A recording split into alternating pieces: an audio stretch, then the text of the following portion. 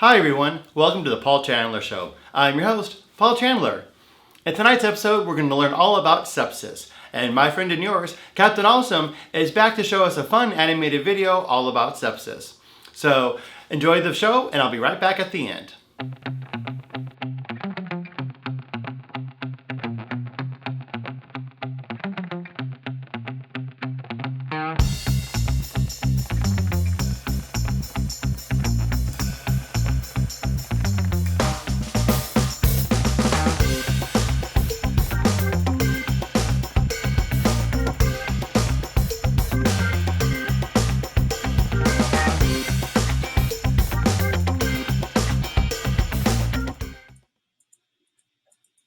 Hello everyone, Captain Awesome here again.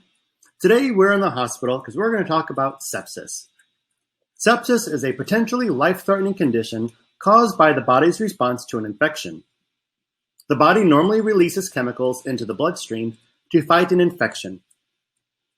Sepsis occurs when the body's response to these chemicals is out of balance, triggering changes that can damage multiple organ systems. If sepsis progresses to septic shock, blood pressure drops dramatically. This may lead to death. Sepsis is caused by an infection and can happen to anyone. Sepsis is most common and most dangerous in older adults, pregnant women, children younger than 1, people who have chronic conditions such as diabetes, kidney or lung disease, or cancer, and people who have weakened immune systems. Early treatment of sepsis, usually with antibiotics and large amounts of intravenous fluids, improves chances of survival. To be diagnosed with sepsis, you must have a probable or confirmed infection and all the following signs: a change in mental status, a first or the upper number in a blood pressure reading, also called the systolic pressure, that is less or equal to 100 millimeters of mercury, and a respiratory rate higher than or equal to 22 breaths a minute. For the signs and symptoms of septic shock, sepsis can progress to septic shock when certain changes in the circulatory system, the body cells, and how the body uses energy becomes more abnormal.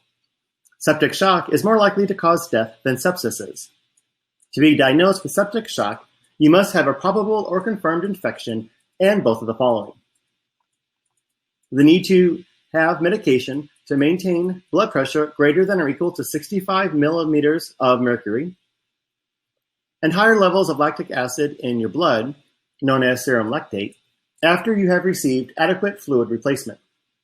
Having too much lactate acid in your blood means that your cells aren't using oxygen properly.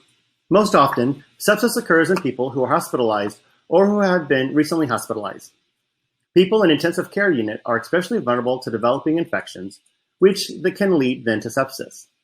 If you develop signs and symptoms of sepsis after surgery or after being hospitalized, seek medical care immediately. There are several causes for sepsis.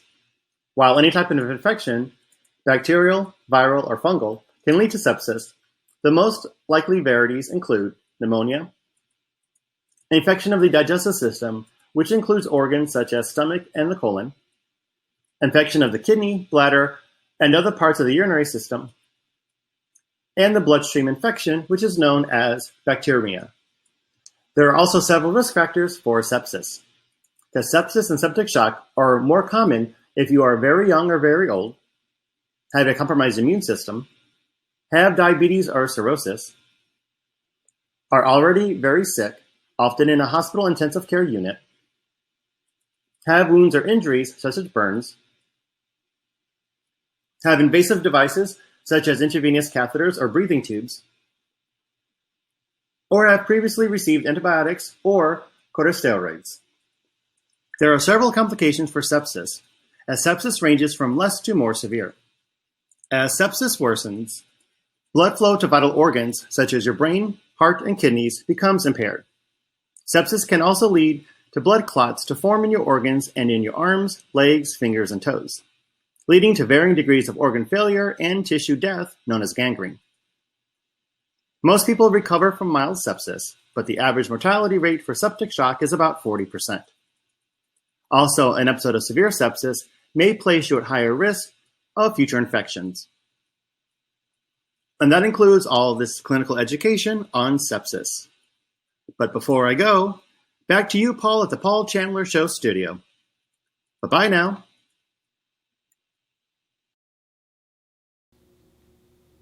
Thank you, Captain Awesome, for making that easy to understand. And I hope you all enjoyed learning about sepsis.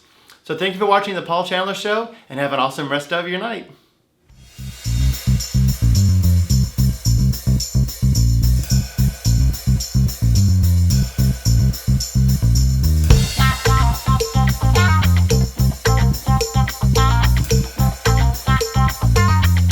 If you like this video and want to see more, make sure that you subscribe to our YouTube channel. It's so easy. It's right there. The little button. Just push it. Subscribe. I got all night. Nothing else to do. Just subscribe.